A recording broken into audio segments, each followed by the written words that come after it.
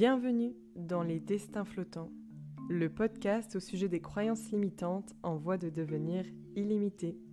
Je suis Anaïs Leduc et depuis mes 15 ans, je m'intéresse au comportement humain à travers la philosophie, la psychologie et la psychanalyse.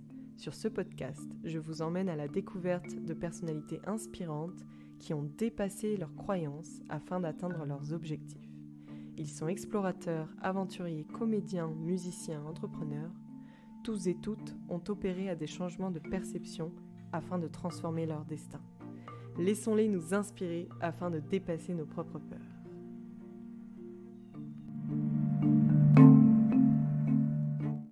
Bonjour, bienvenue dans ce nouvel épisode des Destins Flottants.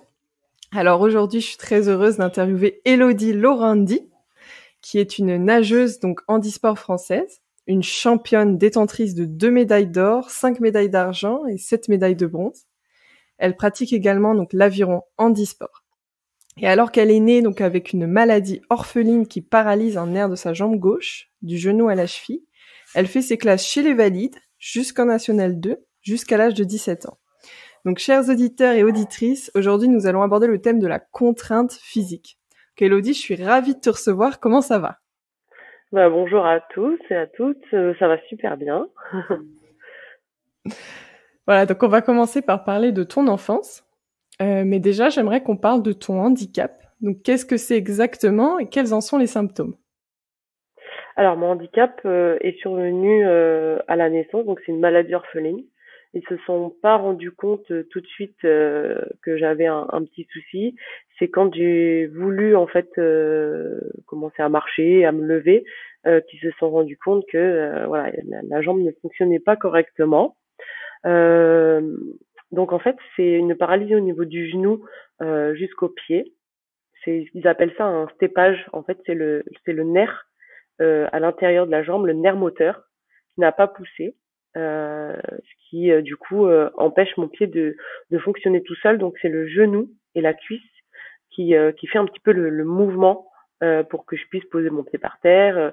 Voilà. Donc je peux pas dérouler ma cheville comme je déroule ma cheville avec ma jambe droite. Voilà, en fait, c'est une atrophie au niveau du muscle aussi. Mon mollet est beaucoup plus petit que celui de la jambe droite. Donc voilà, ça c'est au niveau visuel. Après, c'est vrai que physiquement, on a un petit décalage en général sur ces genres de handicap. C'est un petit décalage au niveau du bassin. Voilà, donc il faut que je compense un petit peu et souvent marcher avec une attelle qui nous permet, un releveur qui nous permet justement de dérouler le pied un peu mieux, sinon on se casse la figure.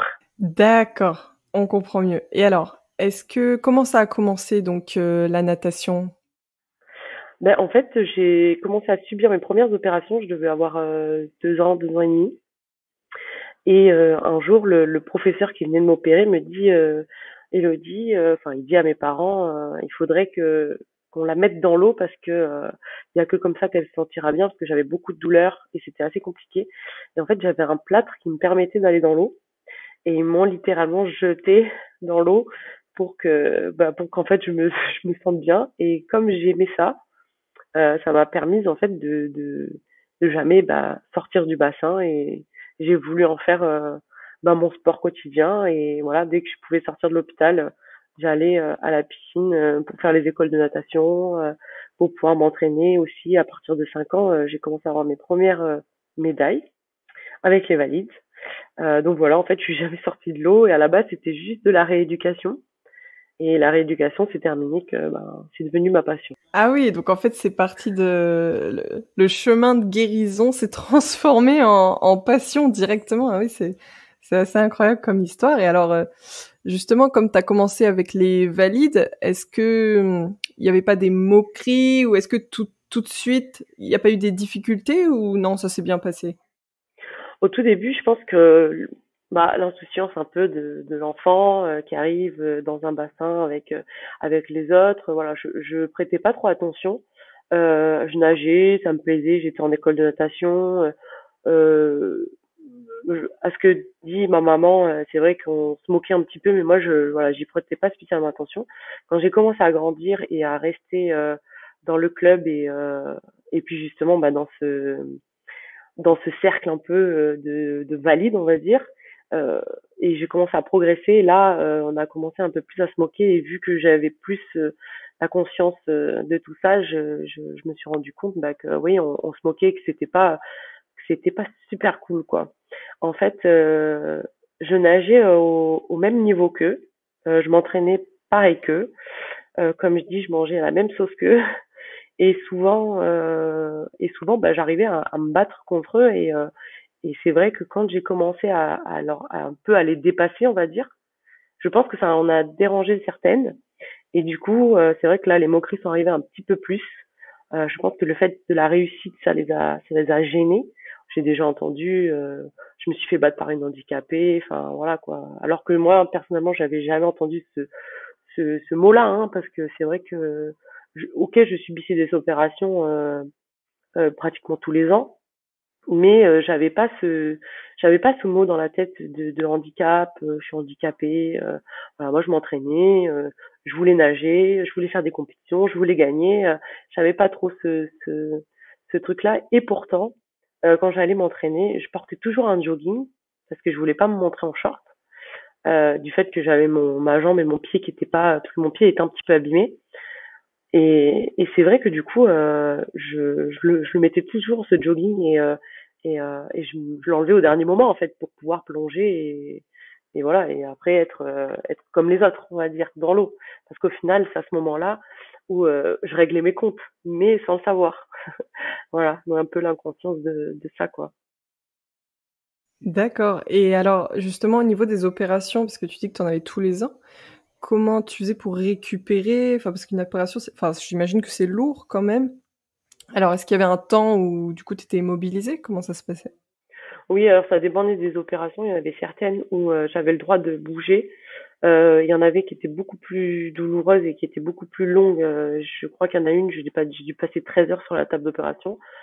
D'ailleurs, je m'en rappellerai parce que je me suis réveillée à ce moment-là et je voyais des infirmières et des infirmiers voler autour de moi. Et quand j'en ai parlé à ma mère, elle me dit: «Oh, je pense que tu as dû te réveiller au moment où il fallait pas». Donc non, en fait, il y a des moments où c'était assez dur et du coup, il fallait que oui, j'ai cette pause que finalement les autres n'avaient pas. Donc je pouvais pas m'entraîner comme je voulais. Je faisais les va-et-vient en plus à Montpellier, en sachant que j'habite sur Cannes. Donc avec mes parents, on faisait les va-et-vient. Et puis dès, dès que je pouvais en fait aller dans l'eau, je le faisais. Après, il y avait des moments où je passais quand même un mois entier, voire 2 mois à l'hôpital. On essayait de faire autre chose, mais c'était compliqué parce que en plus, voilà, à ce moment-là, j'adorais l'eau. Je dis pas que je l'aime plus, hein, mais c'était différent. Voilà, c'est plus on passe d'heures dans l'eau, plus ça prend de temps. Mais là, non, c'était vraiment, voilà, c'était un peu compliqué parce qu'il y a des moments où je pouvais pas être dans l'eau comme je voulais, quoi. Et justement, est-ce que là, t'as pas eu la peur de perdre en niveau, de perdre en entraînement? Ou tu pensais même pas? Qu'est-ce qui se passait dans ta tête à ce moment-là? Non, à ce moment-là, je pensais même pas et je pense que en fait, j'avais vraiment cette insouciance d'enfant où je me dis, bah, de toute façon, je suis obligée d'y passer. Donc, enfin, c'est pour mon bien. Et en fait, je pensais juste à aller dans l'eau pour mon bien-être et pas me dire, les autres, elles prennent du temps, sur ça et elles vont être plus fortes que moi. Et c'est vrai que je pense que c'est ce qui me transcendait aussi quand je revenais. C'est le fait de me dire, bah, moi, j'ai pas nagé, mais je suis là et il y avait des petites compétitions qui se passaient et ça se passait plutôt bien. Donc, je pense que j'avais un petit peu de talent aussi, peut-être. Oui, c'est ça. En fait, c'est quand on fait les choses avec passion et non pas par comparaison avec les autres qu'on devient champion. Je pense, dans le monde du sport, ils le disent tous, enfin beaucoup en tout cas, que bah non, si on passe son temps à se comparer, en fait, on sera jamais champion. Il faut C'est se ça. sentir dans son élément, tout simplement. Super. Et alors, t'as pas eu peur parce que donc là, je suppose que c'est les années où t'as commencé à gagner en niveau. Est-ce que tu as eu peur que le sport aggrave ton handicap ou c'était pas forcément déconseillé par les médecins? Comment ça s'est passé? Non, non, pas du tout. En fait, c'était plutôt conseillé par les médecins d'être dans l'eau parce que ça me permettait vraiment en fait, d'être apaisée parce qu'il y a des douleurs qui étaient tellement fortes que souvent le fait d'être dans l'eau, c'était un moyen de me détendre. Et puis après certaines opérations, la rééducation, il valait mieux qu'elle se fasse dans l'eau qu'à l'extérieur, même si j'avais beaucoup d'examens à l'extérieur. D'ailleurs, j'étais traumatisée par un examen qu'il fallait passer et celui-là, je pense que même ma mère, elle pourrait le raconter toute sa vie. Il fallait marcher sur une ligne droite. J'étais en culotte. Il fallait que j'ai des trucs sur la tête. J'avais des petits électrodes partout sur la tête avec un casque et il fallait que je marche sur cette ligne droite. Et en fait, ma mère, elle dormait avec mon père sur le parking de l'hôpital, dans le camping-car. Et du coup, c'est le médecin qui allait chercher ma mère pour que je puisse faire l'examen parce que je voulais pas le faire. Parce que c'était traumatisant, en fait. Rien que de marcher sur cette ligne droite et en plus, je savais que je marchais pas droit, donc c'était hyper compliqué. Et je pense que c'est le seul truc qui m'a traumatisée. Après, sinon, vraiment, dans l'eau, il y avait pas de, on me déconseillait pas, au contraire, c'était vraiment, en plus, l'élément où on se sent quand même en apesanteur, je me sentais bien, j'étais libre un peu de mes mouvements. Et en plus de ça, j'avais pas le handicap qui fait que à l'extérieur, j'étais gênée. Comme je suis gênée pour la marche, une fois que je suis dans l'eau, je suis beaucoup moins gênée, j'ai beaucoup moins de douleur. Et pour le dos, c'est génial, quoi. Super. Et est-ce que tu avais des antidouleurs peut-être qui te fatiguaient ou non, justement, c'était le fait d'être dans l'eau qui t'aidait à avoir moins mal ensuite par la suite? Parce que quand tu dormais, par exemple, est-ce que tu avais des douleurs qui te réveillaient ou comment ça se passait? Ça, je me rappelle plus trop, mais je sais que oui, j'avais quand même des médicaments assez forts, donc c'est vrai que je pense que ça a aidé aussi pour pas avoir cette douleur. Après, je sais que à l'époque, on essayait souvent de laisser faire les choses et de pas trop doser au niveau des médicaments, en sachant que à chaque fois que je faisais une opération, c'était une anesthésie générale. Donc, ce qui était déjà très rude pour le corps. Donc, il fallait minimiser la chose. Et c'est vrai que du coup, quand j'étais hospitalisée pendant quelques mois, c'était des médicaments assez bas. Après, quand vraiment la douleur était là, on n'avait pas le choix. Mais c'est vrai que l'eau sur ça, enfin l'élément fait que je me sentais tellement bien. Je voulais y retourner tous les jours. Je m'en rappellerai. J'ai une image dans ma tête. Il fallait passer d'un brancard à un autre parce qu'en fait, il fallait se laver pour pouvoir rentrer dans le bassin. Et le professeur venait toujours me voir, il me dit alors c'est ton moment à toi. Puis je me rappellerai toujours parce que en plus j'ai grandi, je suis restée là-bas longtemps à Palavas avant d'être transférée sur Nice. Donc j'ai quand même des souvenirs, même si j'ai commencé bébé à être là-bas. Après j'ai des souvenirs quand j'avais 8-9 ans. Et c'est vrai que c'est des trucs qui restent. Alors souvent on me dit c'est un traumatisme. Oui et non.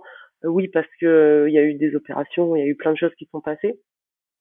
Et non, parce qu'en fait, aujourd'hui, je me rends compte que c'est une force et c'est quelque chose qui m'aide à vivre tous les jours. Quand je me sens pas bien, c'est vrai que quand je suis dans l'eau, je me sens beaucoup mieux. Donc, c'est ça que quand on dit, quand les médecins nous disent, les kinés souvent disent ah, il faudrait que tu ailles nager pour ton dos, c'est bien. Et c'est vrai, les gens se posent la question et des fois j'en entends, on me demande, on me dit Elodie, est-ce que c'est vrai? Ben oui, c'est vrai quoi. C'est vrai parce que ça, ah, on est en apesanteur, on se sent bien, on n'a pas de douleur dans l'eau. C'est magique. Et c'est de là où on vient d'ailleurs, en fait. L'eau, nos ancêtres viennent de là. Avant nous, c'était que des animaux marins. Donc c'est comme retrouver une naissance. Moi, je trouve que la symbolique de l'eau, elle est tellement apaisante parce que c'est un réalignement, en fait. Un réalignement de la source de la terre. Et dans la terre, il y a l'eau, donc qui nous porte. Super. Donc en fait, toi, c'est tout le contraire, c'est-à-dire que c'est justement l'eau qui t'a permis de surpasser toutes les croyances qu'il pouvait y avoir autour de ton handicap. Et est-ce que qu'est-ce qui t'a vraiment...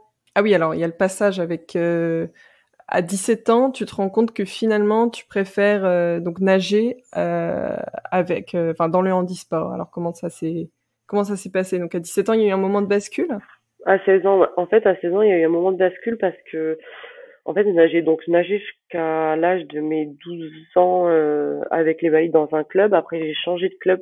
J'ai voulu continuer mes études dans un autre club. C'était à Nice. Euh, et en fait, je me suis rendu compte que c'était un peu, enfin, en fait, plus je grandissais, plus c'était dur de tenir les valides sur des départs, sur des virages, en sachant qu'ils me prenaient 5-10 mètres. Et donc sur une course, bah, c'est énorme. Donc en fait, j'en avais un petit peu marre et j'étais un peu saturée de voir que en fait, je nage bien, mais que je me fais distancer sur quelque chose de bête au final et du coup j'en avais un petit peu marre. Donc j'ai voulu arrêter juste après, donc j'avais 16 ans quand j'ai voulu quitter le club à Nice. Et c'est un autre club à Nice qui m'a ouvert les portes en me disant, écoute, tu sais, il n'existe pas que de la natation course, il existe aussi de la natation en eau libre. Et l'eau libre, en fait, fait que, ben, voilà, ça a bien son mot, hein. T'es libre de faire ce que tu veux, t'es libre de partir comme tu veux, t'es libre de t'arrêter au moment où tu veux. Il faut juste pouvoir finir la course. Alors, c'est des longues distances, donc c'est plus du tout la même distance qu'en bassin. C'est du 5 km, c'est du 10 km. Et en fait, mon entraîneur du moment, Michel Pou, me dit, écoute, j'ai rencontré quelqu'un qui est amputé d'un bras au niveau du coude et elle s'appelle Émilie Graal et en fait elle était déjà en équipe de France paralympique et puis il me dit écoute elle m'a dit que c'est vrai que il y a aussi de l'eau libre en handisport et aussi il y a des personnes qui pourraient voir si tu as un handicap, enfin il me l'a un petit peu amené comme ça quoi, il a un petit peu tourné autour du pot et puis je lui dis mais comment ça, handicap, pourquoi elle est amputée, qu'est-ce qui se passe, enfin, alors il essaye de m'expliquer parce que moi du coup j'avais pas du tout ce truc en tête.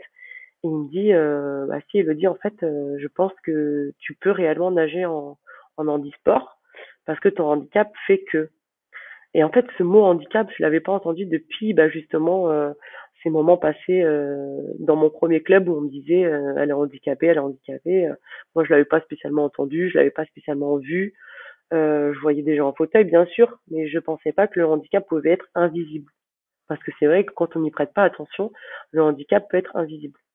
Et là, je me rappellerai, donc j'ai une course à Mimizan, c'était un 5 km et il y avait un DTN qui était kiné à la base, qui s'occupait du handisport et qui s'était arrangé avec Michel pour que justement moi je fasse le 5 km et qu'ils puissent me rencontrer en fait et voir vraiment ce que j'ai, mon handicap, etc.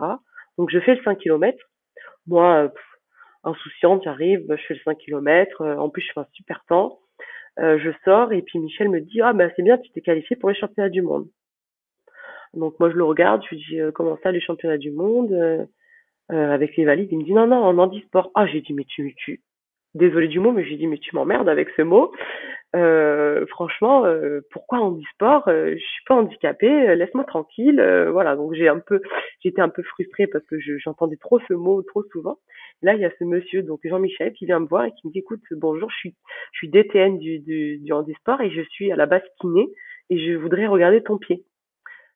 Donc, je me vois lever mon jean, le gars qui commence à regarder ma jambe et puis il me dit, écoute, je pense que tu devrais faire des tests avec nous parce que t'as un handicap qui fait que tu peux rentrer en handisport.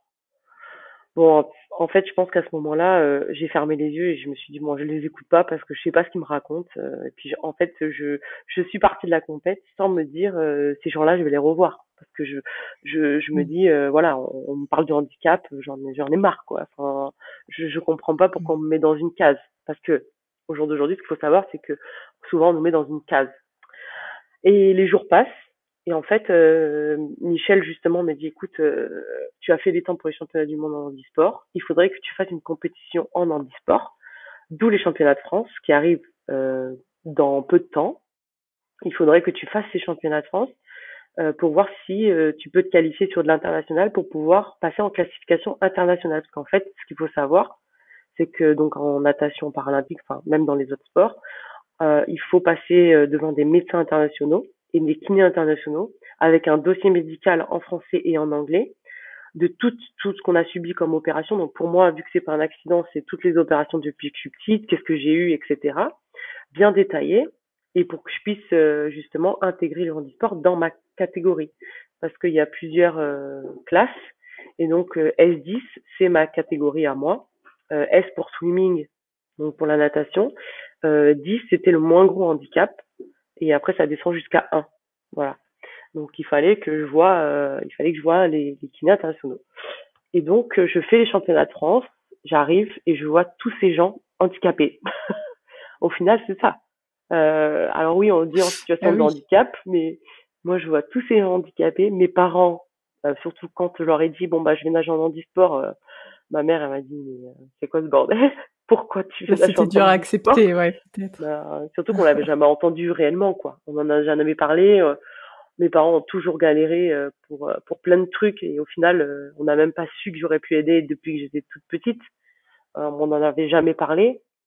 Et c'est vrai que du coup, là, à ce moment-là, ma mère, enfin, elle dit non mais n'importe quoi, on va pas aller là-bas et tout. Finalement, on y est allé. On est arrivé, on a vu tous ces gens amputés, des grands brûlés. Et là, je me suis dit waouh, c'est chaud quoi. Et là, je me dis mais est-ce que je suis vraiment handicapée? Parce que enfin moi, quand je vois tous ces gens en situation de handicap, je pense pas avoir finalement cette chance de Ce pouvoir nager. degré. Ouais. Et puis une chance de pouvoir finalement faire du sport comme ça, quoi. Et en fait, tout s'est enchaîné. Au championnat de France, j'ai battu le record de France qui avait 14 ans, qui n'avait pas été battu au classement nage libre. En plus, j'enchaînais sur une compétition valide derrière, donc il fallait que je prenne le train le soir. Enfin, voilà, c'était un petit peu la folie. Et 3 semaines après, je partais sur Sheffield avec le DTN, le fameux DTN que j'avais rencontré.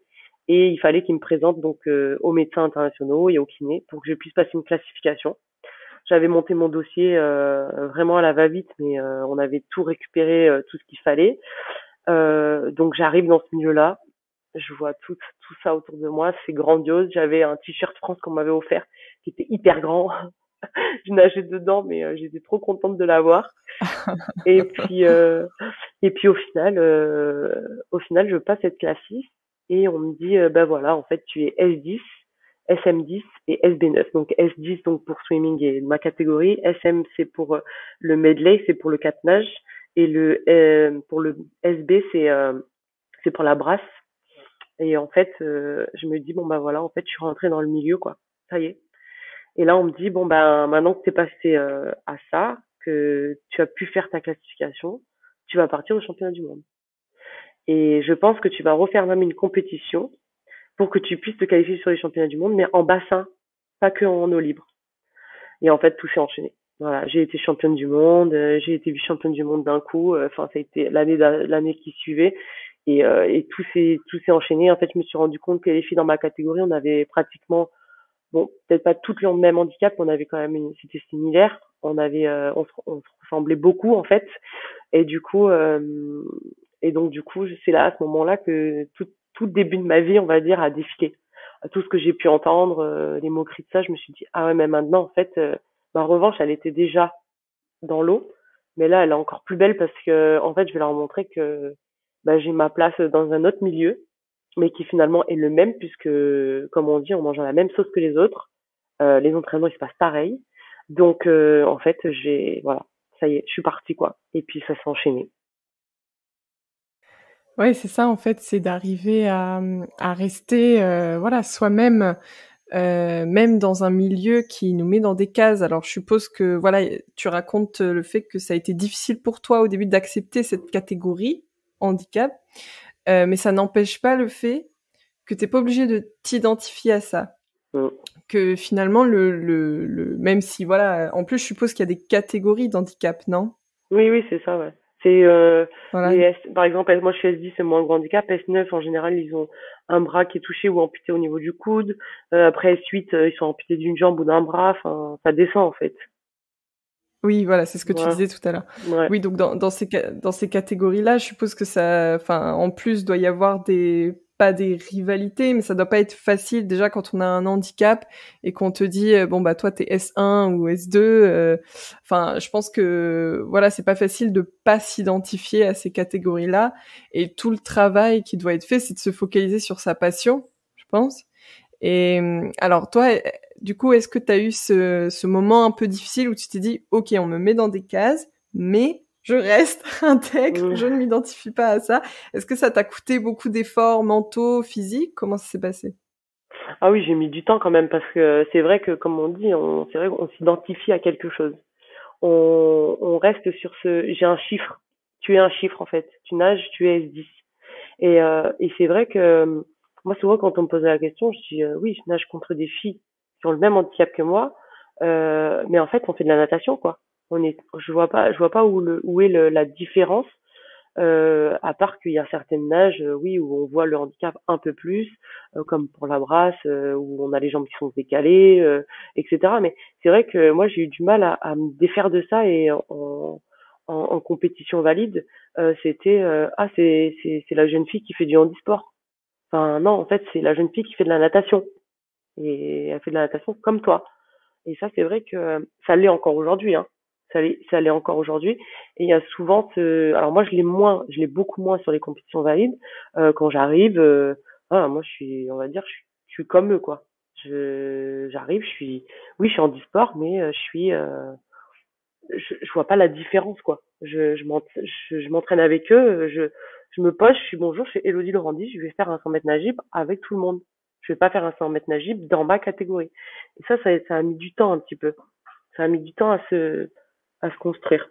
Ça a mis du temps à se construire parce que voilà, on nous met dans des cases et il faut suivre ça et moi je suis pas d'accord donc du coup je me suis confrontée à pas mal de gens pour ça et c'est vrai qu'au jour d'aujourd'hui, c'est vrai que on est encore là-dedans. On est encore sur oui, toi t'es en handisport, tu nages avec les valides. Non, je fais de la natation et je fais des compétitions valides. Donc ça, c'est un moteur en fait pour toi de cette détermination d'avoir été, enfin d'être championne. Ça venait de là ou il y a d'autres facteurs? Non, je pense que vraiment c'est cette force aussi qui fait que je suis allée au-delà de ça, quoi. Je sais que c'est pas facile pour toutes, pour tous. Je sais que il y a beaucoup de blocages, même hein, moi je vois sur les jeunes, etc. Et en fait, moi, c'était ma force. Ça a été ma force. Ça a été, je me suis construite un mental d'acier grâce à ça aussi. C'est vrai que aujourd'hui, quand j'arrive la tête haute au bord d'un bassin, je veux dire, au début c'est compliqué de le faire parce que il y a cette image, etc. Mais moi, je sais que le moteur aujourd'hui de ça, c'est le fait que j'ai vécu tout ça. Je suis en handisport, mais je suis une nageuse et ça m'empêche pas de vivre comme tout le monde. Voilà. C'est vrai qu'il y a des choses qui sont un peu différentes et encore moi j'ai un handicap qui est minime. Mais c'est vrai que voilà, moi je me construis à travers cette force, quoi. Et est-ce qu'il y a eu, je suppose qu'on gagne pas tout le temps quand on nage à ce niveau-là. Est-ce qu'il y a eu des échecs? En fait, bon, pour moi, il y a pas vraiment de réussite et d'échec. Il y a plus vraiment des expériences qui nous apprennent et qui sont Mm. désagréables ou agréables. Alors, est-ce que voilà, ces échecs que tu as pu ressentir, est-ce que parfois ils ont pu ébranler justement ta détermination? Comment tu as réussi à tout de suite reprendre pied et montrer de la résilience? Ben, en fait, c'est vrai que il y a pas mal de passages d'aventures, en fait, pour si on veut pas dire échec, il y a pas mal d'aventures négatives qui se mettent sur le chemin et je pense que pour un sportif de haut niveau, pour moi, c'est obligatoire. C'est se construire dans la, oui, on peut l'appeler la défaite.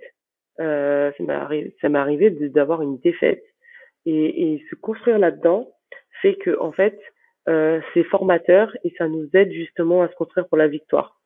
Et, et aujourd'hui, je pense que tous les échecs sont des victoires parce qu'au final, on se rend compte que ça nous aide dans tout. C'est vrai que c'est hyper compliqué à le comprendre quand on est jeune parce que à 15-16 ans, voilà, 17 ans, on a la folie des compétitions, on a envie, on est dans ce truc-là, j'ai toujours envie de réussir, réussir.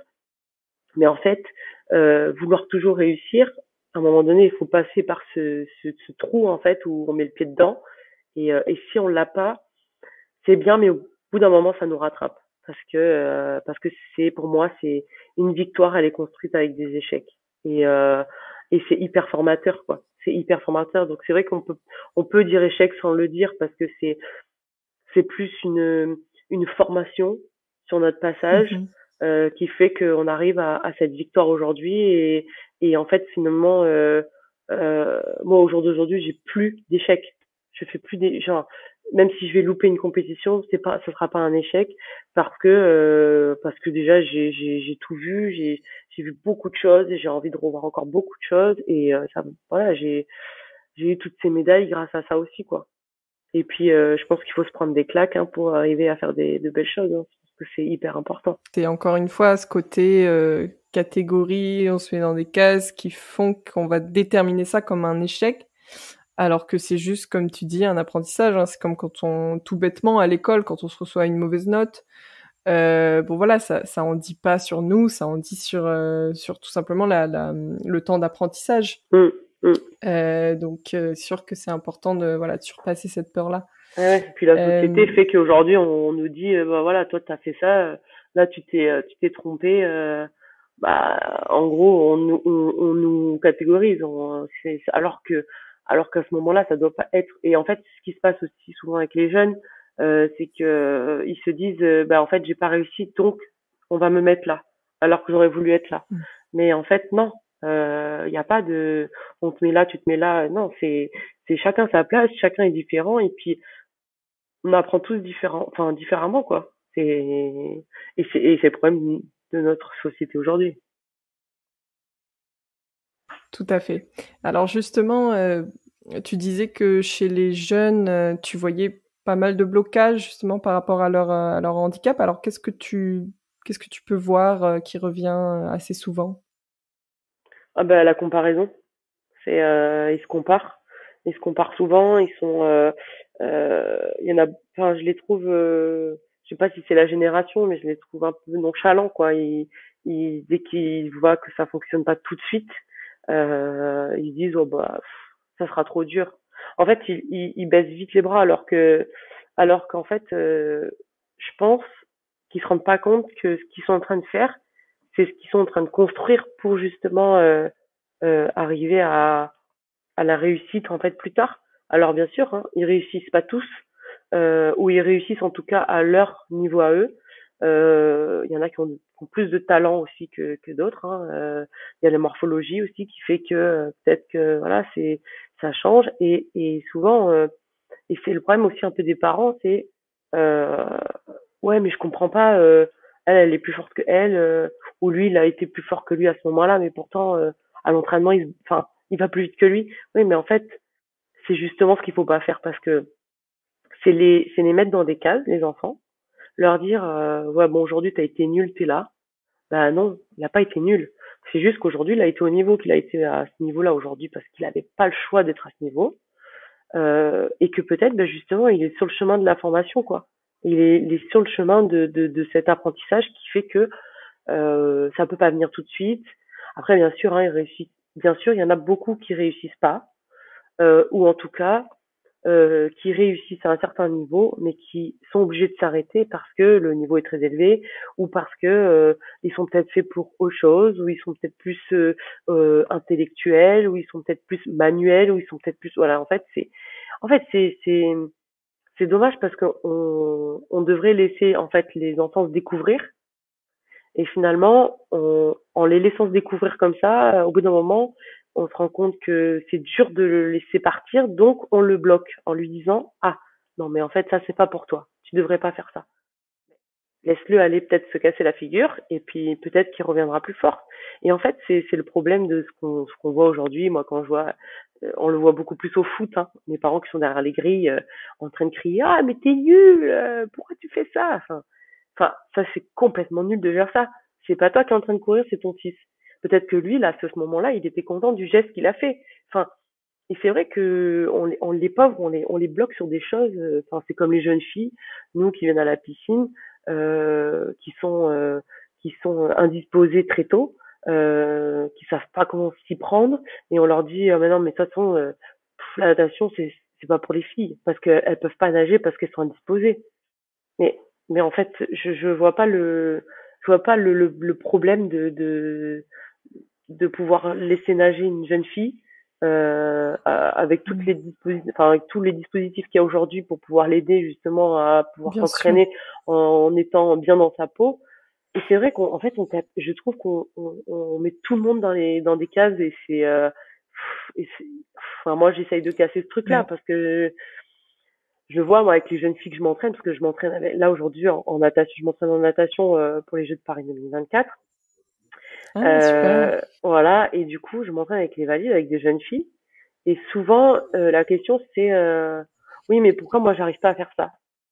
Mais en fait, qui t'a demandé de le faire à ce moment-là? Est-ce qu'il y a une date à aller chercher. Alors, certes, il y a des compétitions où on est obligé d'être à un certain niveau. Il y a des compétitions où on est obligé d'être là à ce moment précis. Et c'est ça qui est un peu dur en natation. Euh, et ça fait quoi si t'es pas là à ce moment-là? Est-ce que ça va changer ta vie? Non, ça changera pas ta vie. Ça changera le fait que tu vas te casser la figure, tu vas peut-être revenir, ou tu vas aller direct à la réussite, et puis dans ton petit parcours, eh ben tu vas avoir un peu plus de difficultés. Puis en fait, c'est le serpent quoi. C'est voilà, c'est il faut un moment laisser faire les choses. Et c'est vrai que moi je le vois avec les jeunes, c'est hyper compliqué parce que il y a des parents qui comprennent, il y a des parents qui comprennent pas. Il y a de la famille qui est il y a la famille qui est proche, il y a de la famille qui est moins proche. On catégorise tout le monde, on les met dans des cases, alors que ces jeunes, faut les laisser faire, quoi. Avec bien Bien sûr, sûr, des limites, mais des je pense qu'il faut les laisser se découvrir, en cadres. fait. Ouais, des cadres, il faut les laisser se découvrir. Oui, tout à fait. C'est important de pas les surprotéger et dès qu'il y a un échec de dire ah bah du coup c'est pas fait pour elle. Bah attends, elle vient juste de Ouais, commencer, peut-être que c'est ça. si, tu sais Mm, pas, laisse-la aller un peu plus loin. Alors oui, après si ça arrive un moment où ça te fait vraiment trop souffrir et qu'au final ça rend pas heureux c'est ça. l'enfant, bon oui là ok ça mérite d'être mis en question, mais Mm. essayez au moins, bien sûr. Ouais, voilà, c'est Alors justement exactement ça. je trouve ça intéressant ce que tu dis à propos du fait d'être indisposé. C'est vrai que j'y avais pas pensé. Et en fait, bon, évidemment, il y a plein de moyens de pouvoir nager. Je pense notamment à la cup, qui est un bon moyen de se protéger quand on nage.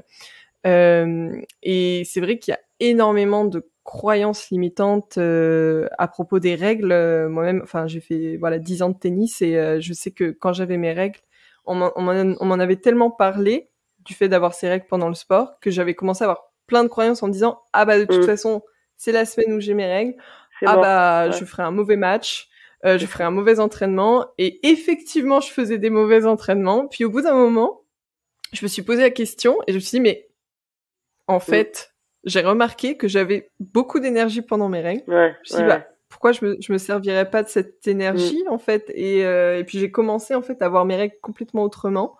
Et j'ai commencé à faire des matchs Normaux. normalement, à avoir des entraînements normaux pendant mes règles. Et même, ça me donnait un peu plus d'énergie, un peu, parce qu'on est un peu, tu sais, à vif pendant cette Irritable, ouais. période. Enfin, voilà, irritable. Et du coup, ça me permettait de me défouler. Et en fait, alors oui, il y a le premier jour effectivement qui est un peu lourd parce qu'on a mal, etc. Mais sinon, le reste, ça allait très bien en fait. Et pareil, le fait de mal vivre ses règles, je trouve que c'est quelque chose, pareil, qui est très conditionné. C'est possible de vivre des règles dans la douceur, dans Bah oui, l'accueil, dans l'acceptation. bien sûr. Qu'est-ce que tu peux dire toi à propos de ça? Alors, comment ça s'est passé pour toi? Ben, alors moi j'ai été indisposée, j'avais 9 ans, donc c'est hyper tôt. Très tôt.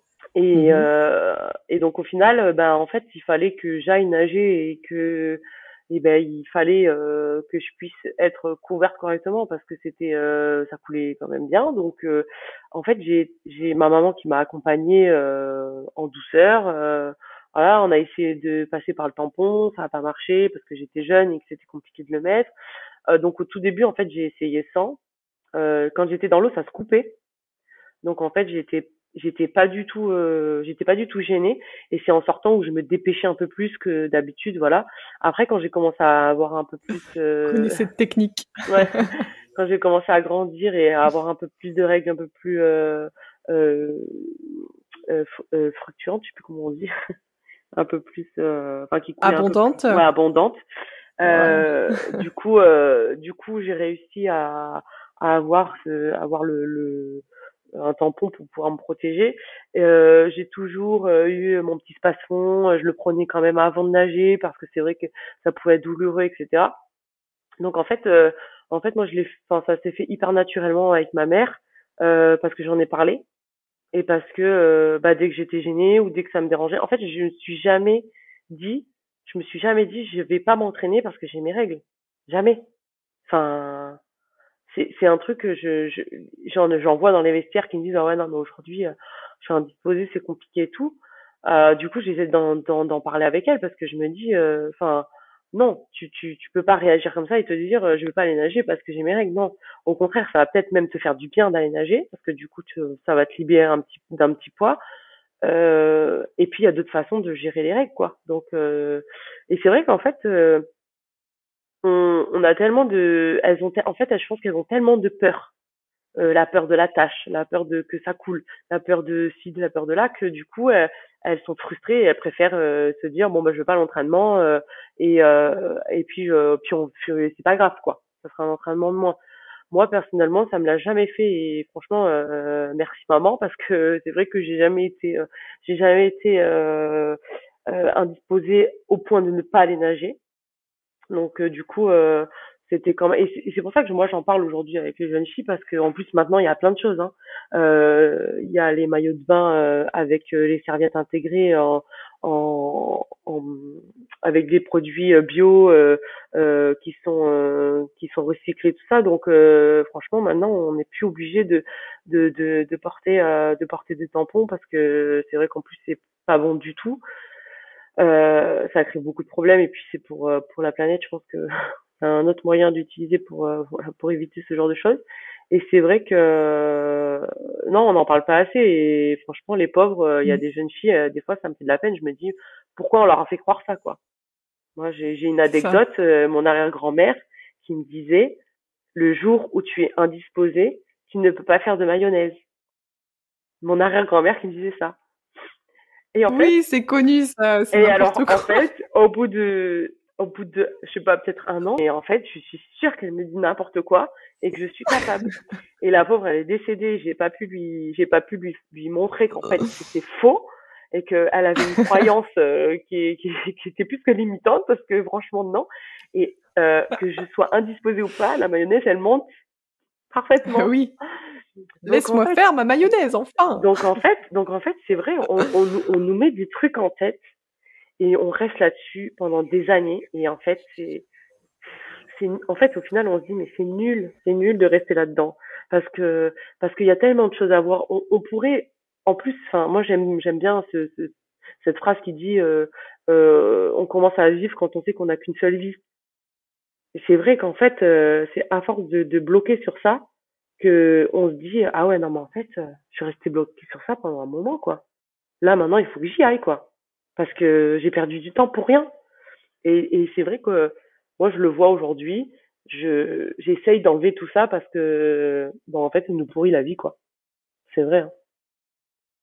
Bien sûr. Alors après, on nie pas les maladies, tout ce qui est endométriose, etc. Et quand on a très très Oui. mal pendant nos règles, bon là, parfois c'est que ça peut être une maladie, ça on le nie pas. Mais c'est vrai que de manière générale, il y a beaucoup beaucoup de croyances autour des règles et du sport, alors que au contraire, c'est Mm. justement ça nous montre qu'on est cyclique, qu'un nouveau cycle recommence, que C'est voilà. normal, En quoi. plus, on est réglé. C'est normal, on est réglé avec la lune, enfin Mm. voilà, c'est ça fait partie de l'acceptation de son corps et aussi bon, enfin ça vient d'une croyance très très ancienne qui est chrétienne notamment où je crois qu'il y a un verset dans la Bible qui dit que quand une femme a ses règles, elle doit se cacher ou qu'elle est sale. Enfin, je sais plus, je me souviens plus du verset exactement, mais ça m'avait Ouais. choqué à Ouais. l'époque où j'avais lu la Bible. Et en fait, après, moi, j'ai fait pas mal de recherches sur le sang des règles, etc. Et en fait, le sang des règles peut soigner. Vraiment, si vous avez si Une vous êtes plaie? ouvert quelque part, vous Ouais. pouvez mettre du sang de règle sur la blessure et ça soigne. Et aussi dans les périodes où vous êtes très très faible, bon là, désolé, moi je suis sans tabou, mais vous pouvez aussi en Le boire boire? et ça vous redonne de l'énergie. Mais c'est vrai. Ils disent que le sang est bon, hein. Euh, Tout à fait. Donc voilà. Alors, justement, tu parles de ta famille notamment, qui t'a beaucoup soutenu. Est-ce que c'était un moteur particulier dans toutes tes compétitions, en fait, le fait d'avoir ta famille présente, ça t'a vraiment aidé, boosté? Je pense que sans ma famille, j'aurais peut-être pas été au bout. Après, je sais pas, mais en tout cas, je trouve que c'est quelque chose qui,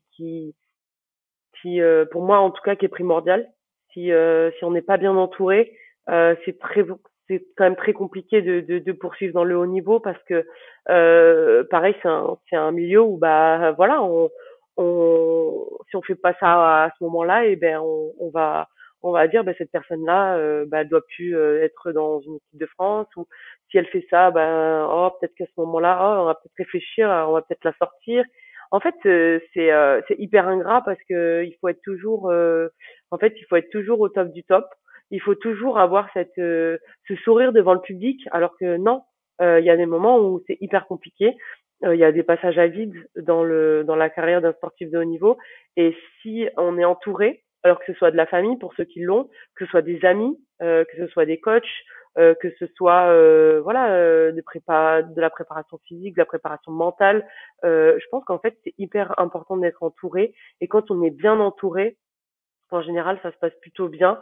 Moi je sais que ça m'a beaucoup appris à finalement sortir un petit peu le mal que j'avais quand j'en avais besoin parce que euh, parce que je suis pas obligée de le garder pour moi. Après il y a certaines personnes qui n'étaient pas prêtes à l'entendre, il y a certaines personnes qui, au contraire, étaient là à ce moment-là pour m'aider et qui avaient la force pour m'aider. En tout cas, moi, ma famille, ils ont toujours été présents. Et ça, c'est quelque chose qui, enfin, je pourrais jamais dire que ma famille était pas là. C'est pas vrai. Ils ont toujours été là et à chaque compétition, ils étaient là. Et ce petit regard que j'ai à chaque fois quand je monte sur le plot pour les voir, ben voilà, ça me donne cette envie d'aller encore plus vite, quoi. Enfin, en fait, je pense que c'est vraiment une force d'avoir de l'entourage. Voilà, pour ceux qui ont de la famille, c'est sûr que c'est vrai que quand on n'a pas le papa et la maman, des fois c'est compliqué. Et je pense qu'il faut savoir s'entourer aussi des bonnes personnes. Un sportif de haut niveau, il est pas tout seul en général. Il a son coach, il a la psychologue, il y en a peut-être des fois qui ont des psychiatres, il y en a qui ont. C'est vrai que en fait, c'est quand même un cercle vicieux le sport de haut niveau. Et souvent on nous dit ah bon, mais t'es entouré de psychiatres, de psychologues? Ben oui, parce qu'en fait, il faut quoi. Parce que on a le droit de plus être fort à un certain moment. On a le droit de dire Oui. non, j'en peux plus. Et c'est vrai qu'il y a encore cette croyance de dire le sportif de haut niveau, il est fort, il y arrive tout le temps. Oh, de toute façon, il est au-dessus de tout le monde. Mais non, non, pas du tout. Non, non, un sportif de haut niveau, il vit comme tout le monde. Bien sûr, l'allure, elle est, on va dire que c'est un peu plus élevé, donc du coup, ben voilà, il faut s'adapter à beaucoup de choses. Mais non, un sportif de haut niveau, ok, il a un caractère. Il y a certains sportifs de haut niveau qui n'ont pas un fort caractère, hein, mais qui s'en sortent très bien. Et c'est vrai que voilà, il faut arrêter de croire qu'on n'a pas besoin de notre entourage ou qu'on n'est pas entouré et que on va y arriver parce qu'on est fort. Non. Moi, ma famille, elle est là. J'en ai toujours eu besoin. Euh, et puis c'est grâce à eux aussi que je suis encore là, quoi. Parce qu'aujourd'hui, après 6 mois de la naissance de ma fille, bah, je suis dans l'eau, je replonge, c'est hyper dur. En plus, j'ai la maladie d'Hashimoto, je l'ai su il y a 3 mois. Donc c'est la thyroïde qui est, moi je suis en hypothyroïdite, donc c'est un peu terrible, on va dire, parce que le médicament c'est un traitement qui est hyper dur. Et ben Hmm, voilà, on m'a dit oui, mais avec le sport, ça va être compliqué. Ben non. Ben, moi, j'ai pas envie d'entendre ça, quoi. Et là, c'est vrai bien que sûr. quand on a la famille qui est derrière, c'est encore mieux. C'est encore mieux.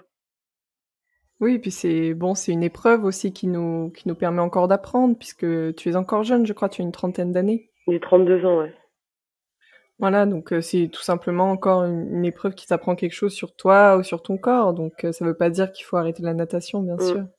Et non, Alors et puis oh, t'as 32 ans. Ah, pour de la natation, c'est un peu vieux. Ah bon, ok, encore une croyance. non, Voilà. ouais, alors ça, dans le sport de haut niveau, On l'entend beaucoup.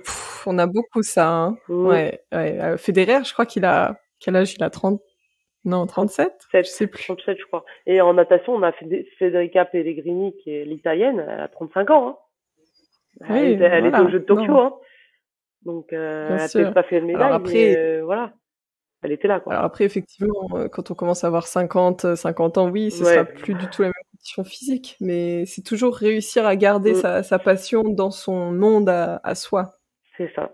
Euh, et alors, on va parler un peu de l'aviron. Comment c'est venu l'aviron à un moment dans ta vie où ça t'a donné envie? En fait, donc je connaissais l'entraîneur national de l'aviron. Il m'avait déjà proposé. Et puis c'est vrai qu'en 2018, j'avais un petit peu ce tout vu. J'étais dans l'eau, je tournais en rond, j'en avais un peu marre. Et puis c'était compliqué. Enfin, et puis il me manquait vraiment quelque chose dans ma vie de tous les jours. C'était voilà, c'était d'avoir un enfant. Et le truc c'est que l'aviron, bah, je me suis pris au jeu. Du coup, j'ai voulu commencer. Finalement, j'y suis allée. On a fait troisième championnat du monde. Je qualifie le bateau pour Tokyo. Et puis en fait, après les championnats du monde, quand j'ai qualifié le bateau, je me rends compte qu'en fait, j'ai été à une période de ma vie où il fallait que je vois quelque chose de différent.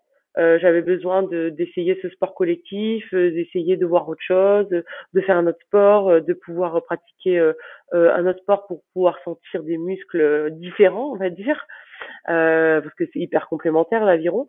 Et c'est vrai que par contre, je me suis un peu perdue dans le truc parce que euh, la mentalité en fait de l'aviron a fait que j'avais pas cette mentalité-là et je me suis un petit peu perdue humainement parlant. Mais par contre, sportivement parlant, ça m'a beaucoup plu. Euh, donc c'est pour ça qu'après j'ai arrêté parce que je me voyais pas en fait, je me retrouvais pas. Je suis quand même assez, comment on dit, hargneuse. J'aime réussir, etc. Et c'est vrai que là, le fait que la réussite ou la défaite soit à plusieurs, j'avais un petit peu de mal. Donc je me suis un petit peu écartée de ça, mais j'étais très très contente parce que ça m'a beaucoup appris. On a fait troisième au championnat du monde, hein, on qualifie le bateau pour les Jeux, donc c'est formidable. Après, c'est vrai que je pense il y a le fait aussi que je voulais avoir un bébé et que en fait j'arrivais pas à stopper le sport. Et c'était hyper dur de faire cette part de choses et de me dire bon ok, bon là, t'es parti à l'aviron, t'es parti dans un autre truc, dans un autre trip. En plus, il y a le Covid qui est arrivé derrière, tout ça, c'est un peu compliqué. Donc, j'ai dit bon, on reprend à nager, on verra bien. Et puis finalement, bon, il a fait qu'ils ont reporté un an Tokyo. J'ai dit non, non, non, bon, c'est pas possible. Je vais pas attendre encore 4 ans pour faire un enfant. Bien C'est sûr. maintenant, c'est ce qui me manque, c'est ce qui me manque pour vibrer encore plus sur le plot. Et puis finalement, j'ai bien fait parce que voilà, tout s'est bien goupillé quoi. Et finalement, il n'y a pas de hasard dans la vie puisqu'elle est arrivée. Et puis Et du oui, coup, j'ai pu reprendre et les jeux sont dans 3 ans. Donc voilà, c'était une petite coupure, super. on va dire sympathique. Après, je m'y suis plus un petit moment, mais je serais pas restée. Voilà. C'est juste que D'accord. je pense que j'en Et avais besoin quoi. d'accord. Et justement, par rapport à ta fille, est-ce que tu as eu des croyances par rapport à ton handicap où tu t'es dit, oula, ça va être compliqué d'avoir un enfant? D'avoir un enfant, non, j'avais pas de peur particulière. Après, j'avais la peur de est-ce que est-ce qu'elle va pas avoir ce que j'ai eu? Est-ce que parce que nous on sait Ah pas oui. réellement. En fait, on sait pas réellement d'où ça vient. On sait pas si c'est un vaccin quand une fois que je suis née ou est-ce que c'était dans le ventre de ma mère. C'est pour ça d'où ils disent maladie orpheline. Ils ont jamais cherché vraiment à savoir d'où ça venait. Donc j'avais un peu cette peur. Après non, ça s'est fait hyper naturellement et au contraire, je pense que toute personne en situation de handicap, s'il peut avoir un enfant, il faut surtout pas se limiter quoi à ce qu'on peut entendre, c'est clair. D'accord, super. Et alors, qu'est-ce que tu penses transmettre avec la natation à haut niveau? Moi, j'espère que je l'ai déjà un peu transmis aux jeunes. C'est surtout faire faire ce qu'on aime, enfin croire en soi, ne pas toujours écouter ce qui se passe autour de nous. Surtout qu'on voilà, on est dans une société où c'est compliqué. On entend beaucoup de choses.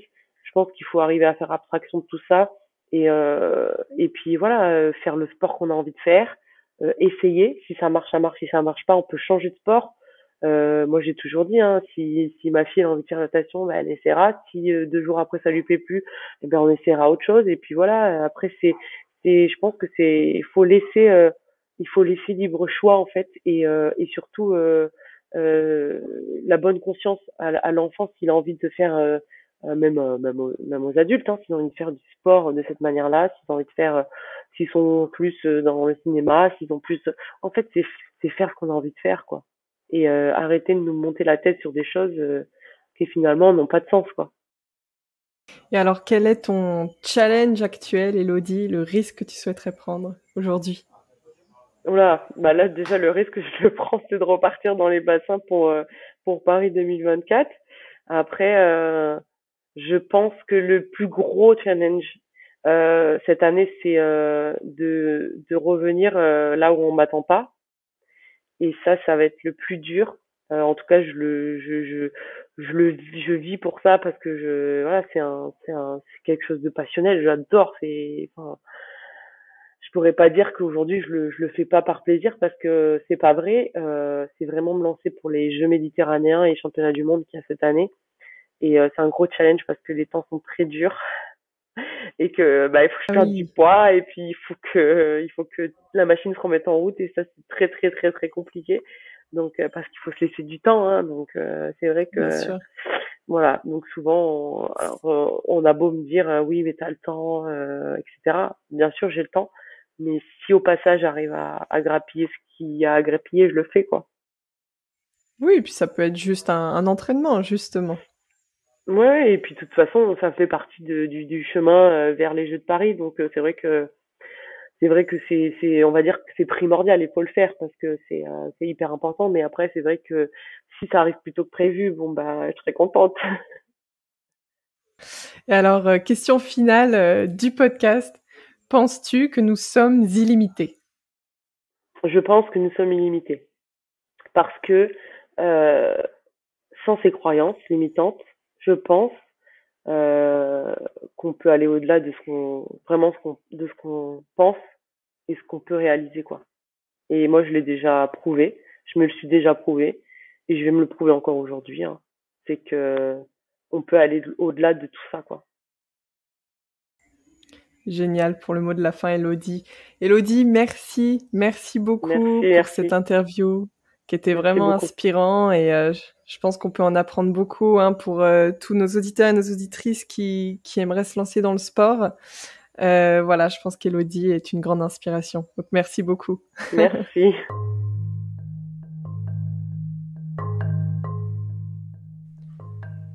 Retrouvez les destins flottants sur Instagram et Facebook. Si vous aimez ce podcast, favorisez sa diffusion en mettant 5 étoiles sur Apple Podcast ou sur votre plateforme de podcast préférée. Quelque chose qui me tient à cœur également, n'hésitez pas à me partager les croyances limitantes que vous pensez avoir. Nous pouvons en discuter. Merci infiniment. À bientôt.